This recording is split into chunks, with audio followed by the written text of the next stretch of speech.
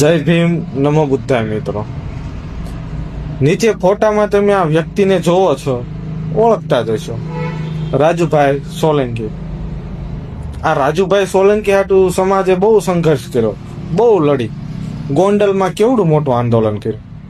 ફક્ત ને ફક્ત આ રાજુભાઈ સોલંકી માટે સમાજ એના કામના દિવસો પાડીને ગઈ, પૈસા વાપરી નાખ્યા. ગોંડલની અંદર સમાજના પીવા પાણી નતું મળ્યું. તરસ્યા આંદોલન કર્યું હતું. અને આપણે આપણી શક્તિ દેખાડી હતી, સમાજની શક્તિ, સંગઠનની શક્તિ. જ્યારે જ્યારે અન્યાય કરશે કોઈ, ત્યારે ત્યારે એની સામે આપણી સમાજ એ એક થઈને ઊભી રહેશે. એ આપણે સાબિત કરી દીધું હતું એ દિવસે. આ રાજુભાઈ સોલંકી હતું અને એમના દીકરા માટે. પણ હમણાં હાલ ફિલહાલ મને જાણવા મળ્યું કે આ રાજુભાઈ સોલંકી છે ને, એને આ ગણેશ ગોંડલ સાથે કંઈક સમાધાન કરી લીધું છે.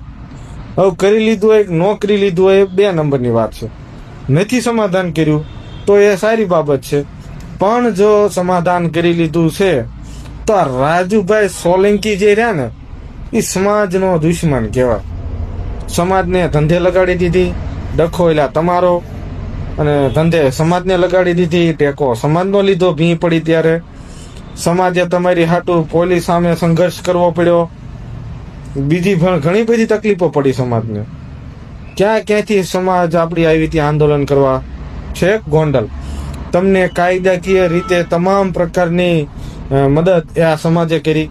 અને સમાજની પીઠ પાછળ તમે રાજુભાઈ સમાધાન કરી લીધું. તો આ તમને પોતાને જ યોગ્ય લાગે છે ખરું? ક્યારેક આમ વિચારવું, તમે સાંજે સુતા હો ને તો વિચારવું કે રાજુ સોલંકી આ જે કર્યું એ રાજુ સોલંકીને જ ખરેખર બરોબર કર્યું એવું લાગે છે? વિચાર કરવો ક્યારેક રાજુભાઈ. અને સમાજને આપણે એટલું કહેવું છે કે રાજુભાઈ સોલંકીએ જો ખરેખરમાં સમાધાન કર્યું હોય ને, તો આ રાજુ સોલંકીને હવે આપણે સમાજમાં કયું સ્થાન આપવું ને એ વિચારી લેજો. જય ભીમ, નમો બુદ્ધાય.